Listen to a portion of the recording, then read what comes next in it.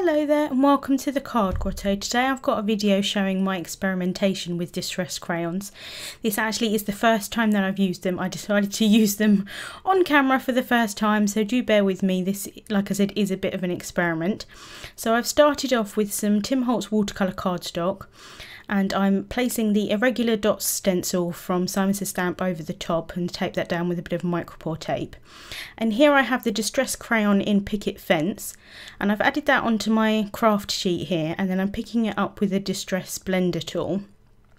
I'm just applying that over where the opening is of the stencil, and just going over the whole stencil. Now obviously it's slightly difficult for me to see just because it's a white crayon on a white cardstock. I can kind of feel that it's on there, but like I said, it is quite difficult to see. So just going over it as much as I feel that I need to. In hindsight, I think I could have added a bit more. You'll see sort of later on in the video that why I wanted this on here, I should say.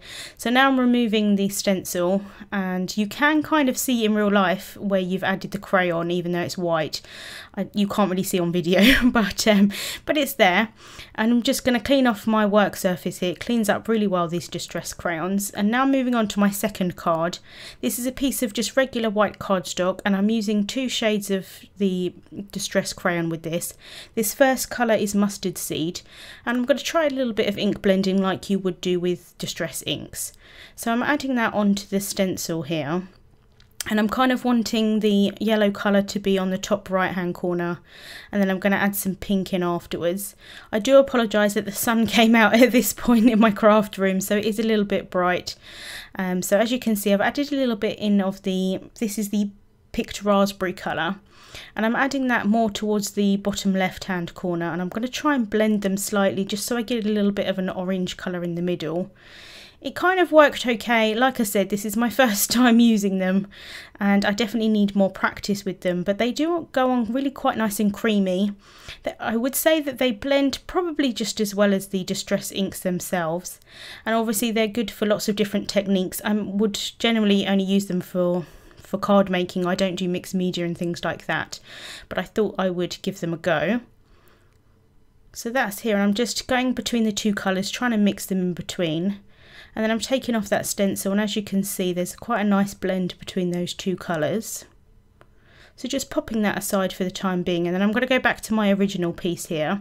And this is some Wilted Violet Distress ink. This is one of the mini cubes, as you can see. And I'm just going over my panel. This is the one with the white Distress crayon on. Now this was a bit of a mistake on my part. I went quite heavily on the Distress ink in the corner, and I didn't realise that one of the dots was actually in that corner, so it's kind of covered it up quite a bit. But otherwise, as you can see, as I'm going over this, it kind of resists the crayon, which is quite an interesting effect. Obviously you could use this with lots of different other mediums, some like emboss resist and things like that, but I wanted to try it with these crayons and see what kind of effect I got. As you can see, it does resist them, but you still get a little bit of the colour over the top. I then went in with this Sukaneko Shimmer Spritz. This is in the sparkle colour, and in hindsight I probably wouldn't have used that. It kind of gave it a bit of a mottled effect, which I'm not sure I love, but it wasn't awful. So here is the sentiment that I'm going to add to the cards. This is the Painted Thanks die from Simon Says Stamp, and I've cut it out with onto some black cardstock with Stick It on the back, and I'm just peeling that off. These are a little bit delicate, so taking my time just to peel them off so I don't damage the cardstock pieces. And then I'm going to sandwich them together, so I've got 3 on each thanks piece, so like 3 high. Here I've got some foam sheet, and I've added some double-sided tape onto the back, and then I'm adding my panels onto A2 sized black card bases, just so that the colours kind of pop from them. And again, I'm doing that with both of the panels. So just sticking that down there.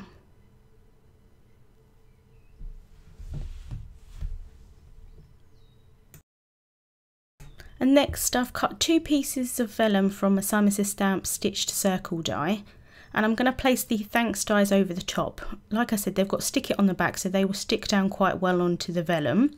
But I'm just placing them over lightly so that I don't have to worry if I need to move it or anything like that. The stick it is quite good. You've got quite a little time to move it around if you need to, and then you can press down really well.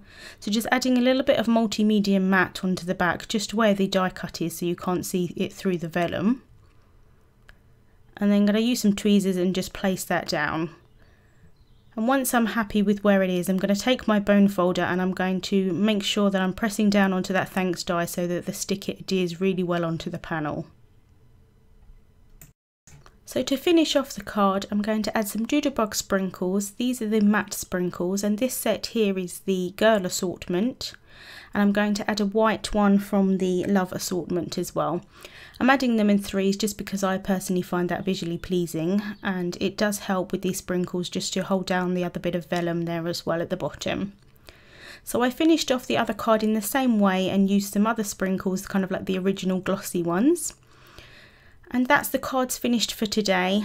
It was a bit of an experiment using these Distress crayons. I do like how the cards turned out. I definitely need some more practice using the crayons though. I will link all of the products that I used in the description bar on YouTube and also on my blog. Thank you so much for watching, and I'll see you soon.